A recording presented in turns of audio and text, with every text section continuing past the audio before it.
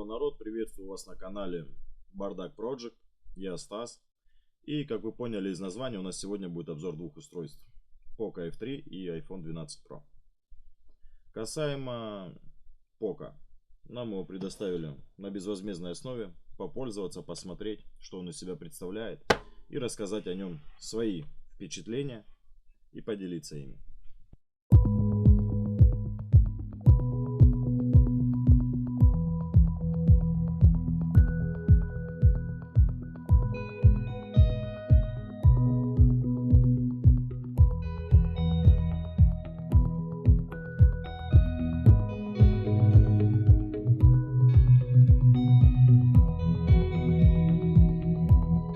Хочу отметить, я не техноблогер. И говорить буду сугубо свое личное мнение. Магия.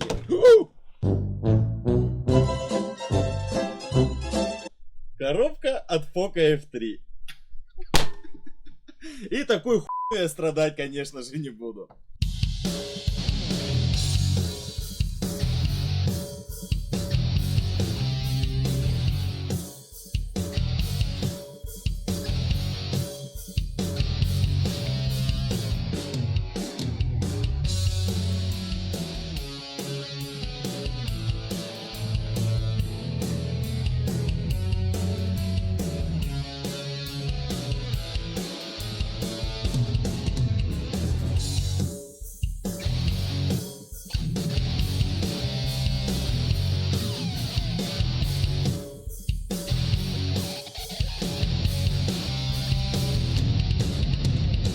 В коробке переходник на мини-джек, зарядка на 33 ватта, защитная пленка и чехол. Того, чего iPhone вам не положит никогда. Вот и все. Этим все сказано. Там все просто. iPhone с коробки идет шнурок и переходник. Больше, не знаю, на больше вы не доплатили. Не донесли, не занесли, не купили. Ну, в общем, купил iPhone, купи все. Народ, я попользовался Poco F3, ну, где-то неделю. Касаемо данного устройства, мои взгляды, соображения. Пульс, давление, сердцебиение, не трет, не жмет, не пучит, не дрючит, не хлобучит. Устройство по сравнению с iPhone. Для меня не так маловажно, сколько телефон живет без шнурка, ну, то есть без зарядки. Данного устройства хватает на сутки, причем если вы активно им пользуетесь.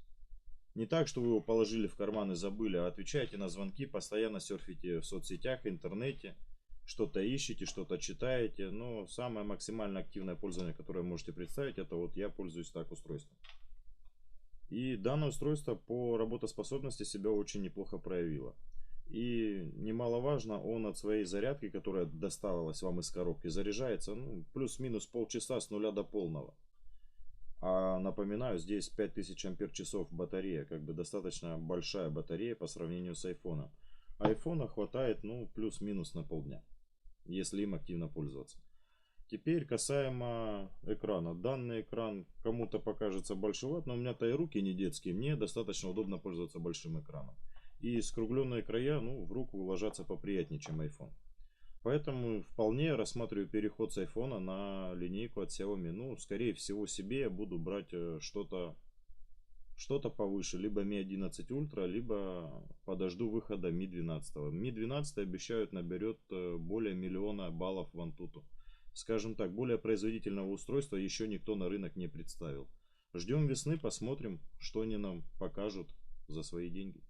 Выяснили, что хранится в коробках обоих устройств. Давайте их сравним внешне. И мы возвращаемся к нашему рекламному рендеру. Poco представлен в стекле с обеих сторон. Оба стекла покрыты Corning Gorilla Glass 5. Залапаются, конечно. Что поделать. Красота требует жертв. Касаемо айфона. Народ, вы в своем уме. Какой сумасшедший дизайн, вы о чем? Этому дизайну уже 11 лет. iPhone 12 с сумасшедшим дизайном, с острыми краями, которым резали руки некоторым пользователям. Этому дизайну 11 лет, так как этот дизайн вышел в июне 2010 года. Это iPhone 4. Это оттуда этот дизайн. Вы что? Успокойтесь. Дальше. Касаемо технических характеристик. Как вы заметили, у Poco просто сумасшедших размеров экран. 6,67 дюйма, 120 Гц, Super AMOLED матрица, HDR+. И здесь частота обновления устройства 120 Гц. Как бы это достаточно быстро. И очень плавная картинка вам будет гарантирована. Что мы видим у iPhone за его деньги? Мы видим старый дисплей с частотой обновления 60 Гц и картинкой HDR. Ну, скажем так, для флагмана устройства железо далеко не флагманское.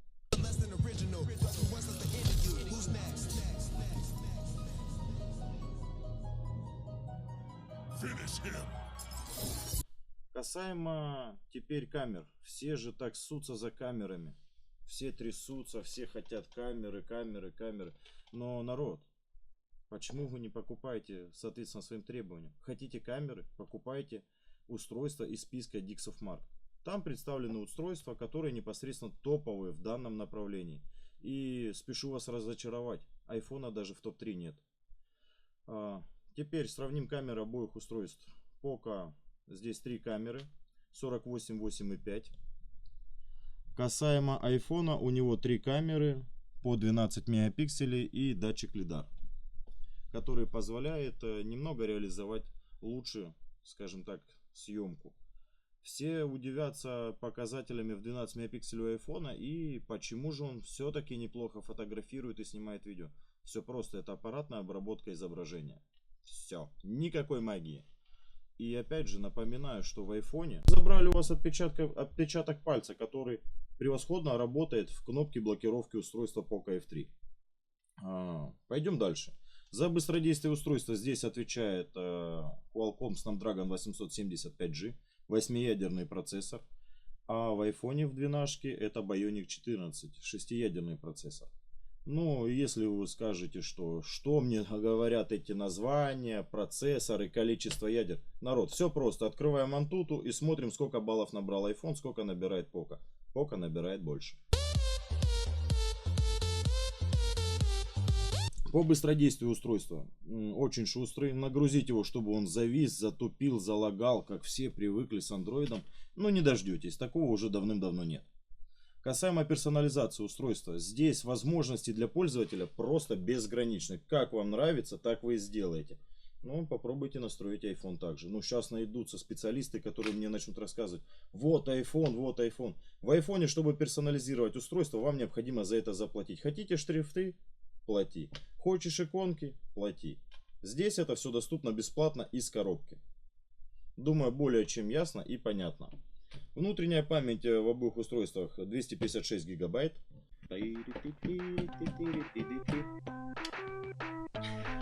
Напишите в комментариях, каким телефоном вы пользуетесь и на какой вы хотели бы перейти.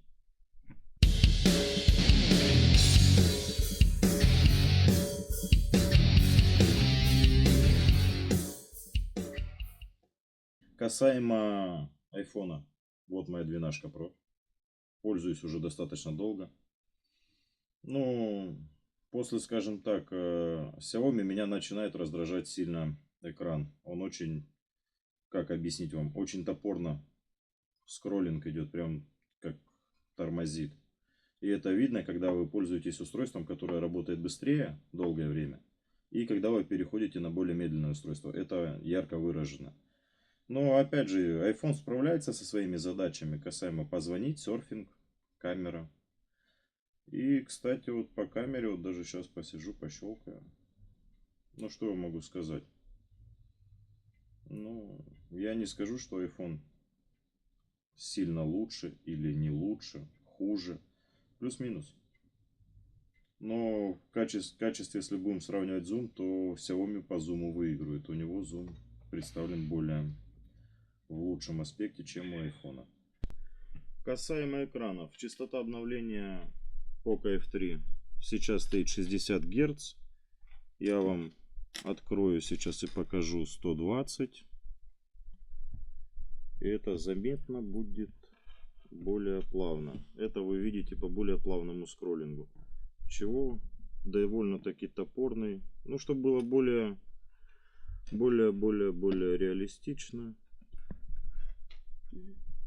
Теперь касаемо обновлений. Я думаю, если мы сделаем вот так, вы увидите, насколько плавнее картинка перемещается на ПОКа, нежели чем на iPhone. И это технический прогресс от компании Apple. Ну, точнее, его отсутствие полное. И то, о чем я вам говорил. Сумасшедший дизайн двенашки, взорвавший весь интернет. Это дизайн четверки. Старенькой четверки. Меняйся или сдохни. Ну, разве нет? Кто забыл, как выглядит, мы прикрепим фотографию. И покажем вам, как выглядела четверка в 2010 году. Касаемо челки. Ну, ну вы ее когда-нибудь уберете. Уже весь мир отказался от этой челки. Некоторые перешли на то, что камеру спрятали под экран. iPhone же продолжает пользоваться дебильной челкой. Ну вы реально в своем уме, сколько можно? Я понимаю, что в 13-м сейчас челку сделали поменьше, экран сделали 120 Гц. Но ёпарасты, какая челка? 22 год, вот он уже рядом, а вы до сих пор никак не обновляете устройство. Где новинки, где инновации? Что магнит к задней крышке прилепили? Ну это, конечно, сумасшедшая инновация, только она мне никак не... Я с ним не контактирую, я контактирую с экраном. Мне, пожалуйста, экран и производительность с камерами. И для любителей камер сразу отмечу, это бюджетная модель, а не флагманская. Флагманская это Xiaomi Mi 11 Ultra. И этот, который Ultra, он представлен в тестах DxOFMark достаточно высоко. Превосходные камеры, более производительное устройство, показывающее больший балл в Antutu, чем и iPhone, и Poco F3. Поэтому, если вы хотите в том же сегменте, как и iPhone, то это ближе будет Ultra. Касаемо данной модели. Xiaomi Poco F3, Xiaomi Redmi K40, это все одна и та же модель. Представлена просто нам в разных обертках для разных рынков, но модель одна и та же. И сейчас Xiaomi свою 11 линейку обновили. Они выпустили Mi 11T и Mi 11T Pro. Mi 11T Pro дает возможность съемки 8К и дает такой неплохой показатель, как 12 гигабайт оперативной памяти. Соответственно, устройство стало еще быстрее. Касаемо стоимости Mi 11T Pro. Mi 11T Pro будет в России доступен плюс-минус 40 тысяч рублей, 40-45 тысяч рублей. И народ, если вы хотите, чтобы мы сделали обзор Mi 11T Pro, пишите в комментариях. Поактивнее, оживайте там как-нибудь. Пора уже активничать. Если под роликом соберется 10 тысяч лайков, мы сделаем обзор Mi 11T Pro. Для вас, только для вас. И может быть мы сравним его.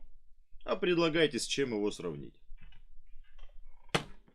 Народ, не забываем подписаться на канал, оставить комментарий того, чего бы вы хотели увидеть в следующих обзорах. Или какие ролики бы вы хотели видеть следующими. Ждем ваших комментариев и внимательно читаем каждый.